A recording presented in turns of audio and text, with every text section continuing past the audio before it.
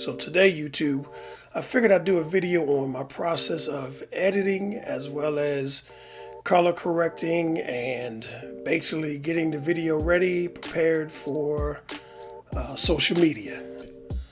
So what I want to do is first I'm going to go ahead and find me a establishing shot. Let's drag this clip down.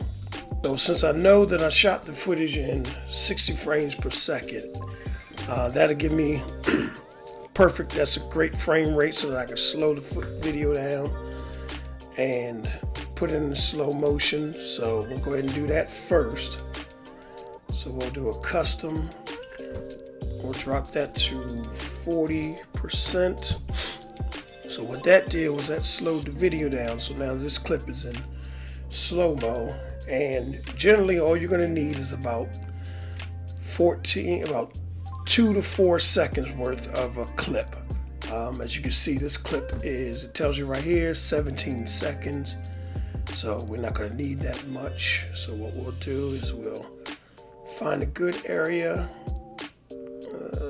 We'll start it maybe about right here. So we'll do letter B for your blade tool.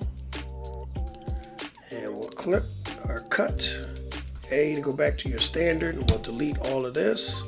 So now our new clip is exactly 2 seconds long.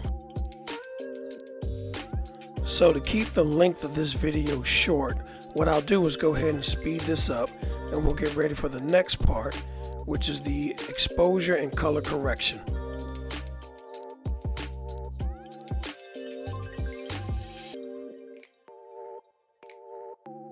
So now the next part of what I would do is the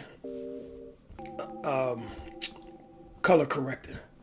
So basically what I did with the camera is I shot these in using the FilMIC Pro app, and I was on flat profile. So my saturation is down, my colors, some of the colors going to need a slight adjustment. And what I'll do is walk you through my process of how I do that. So starting with this first clip, I'll come up to my tab. I'll hit on this triangle, the color tab, color adjustment. And so now I have it set to default for the color wheel. Now the reason why I like the color wheel is simply because I just find it easy for me to handle, you know. So the first thing I'll do is I'll change my one thing I'm gonna do is I'm gonna get rid of this window. So I don't need this window, the browser window, because I got all my clips. So I'll use my 2 windows here. I'll adjust. So probably I'll go to Waveform. Okay. So again, I click on my view, go to Waveform, and RGB parade. So that'll tell me exactly my highs and my lows on the color spectrum. So now what I'll do is I'll try to darken this up by dropping the shadows. You can see the adjustment, and it's now lowering. All right, I'll go back to where it was. As you can see, I'm on the shadows, the darks. Okay, 1 is where you want to do. So basically what you want to do is you want to get these lines down to touch the 1s. But for me, I'm actually going to drop a little bit lower. I just want it a little bit darker. So that's going to be good right there. And my highlights.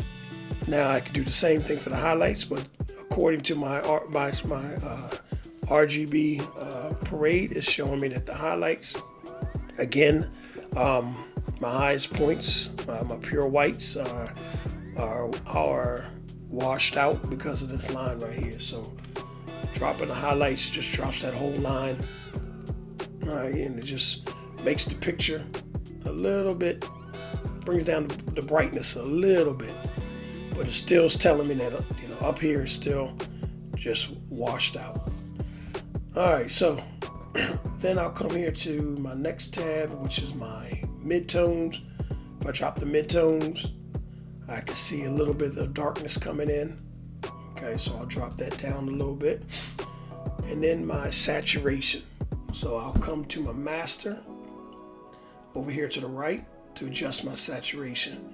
Now I'll adjust the saturation of the entire picture. So I'll take this and I'll crank it up. You can see the change. See, if I lower it down, you can see how gray it gets. But if I crank it up, you can see it's putting color back into the video. One of the ways you can really see the difference is look at the truck. Look at the truck. See, the truck looks dull and dead. But when I bring the saturation up, you can see the color coming back into the truck. So let's go to the next clip. And what I'll do, again, is I'll start with my shadows. I'll drop my shadows. Oh, let me change this back to the RGB so I can see it go to waveform. Okay, so here's where it's set. As you can see, it's telling me that I can lower my shadows, all right, to get down to the 1.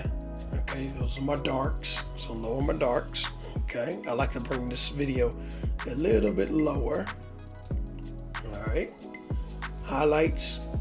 Once again, I'm dealing with another washed out portion of my highlights, and you can tell, look at the clouds, they're just real, very, very washed out. So I'll come down, drop the highlights a little bit, not much of a change. My midtones, let's see if I adjust my midtones, I can adjust that. That's pretty good right there. Drop my midtones down. And I'll bring up the saturation again. Look at the truck. You can see the coloring in the truck come in when I pull the saturation up. I'll go ahead and speed up the video here so we can get ready for the next part of the process.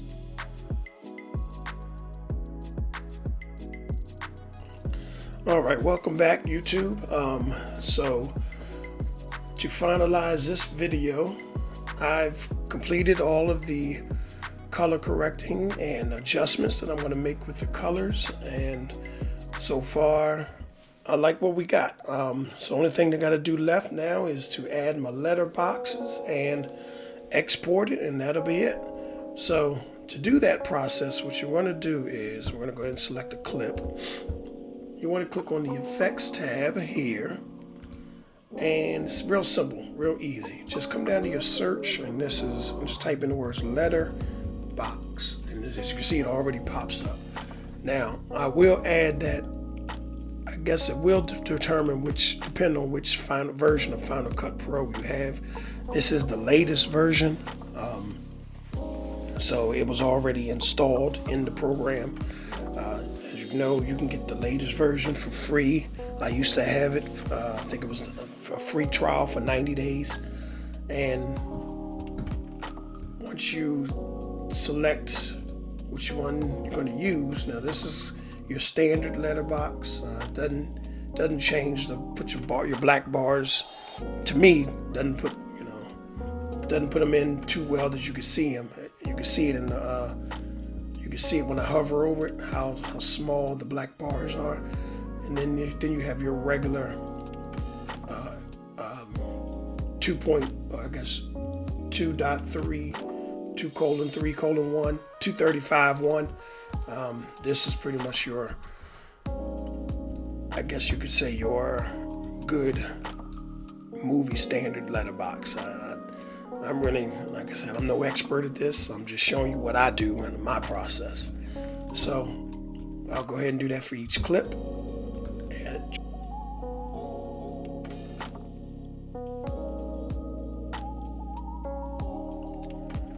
All right, well, I appreciate you watching. During the process of, again, we going through doing the color correcting process and adding the letter boxes so that, we basically have a nice little B-roll sequence of the video. All I gotta do now is go ahead and add some music and export it, and that'll be it, and we'll go ahead and post it. Please make sure that if you like this video, please like, comment, or subscribe. I'm always willing to learn new stuff and also show you, go through and show more of my process. All right.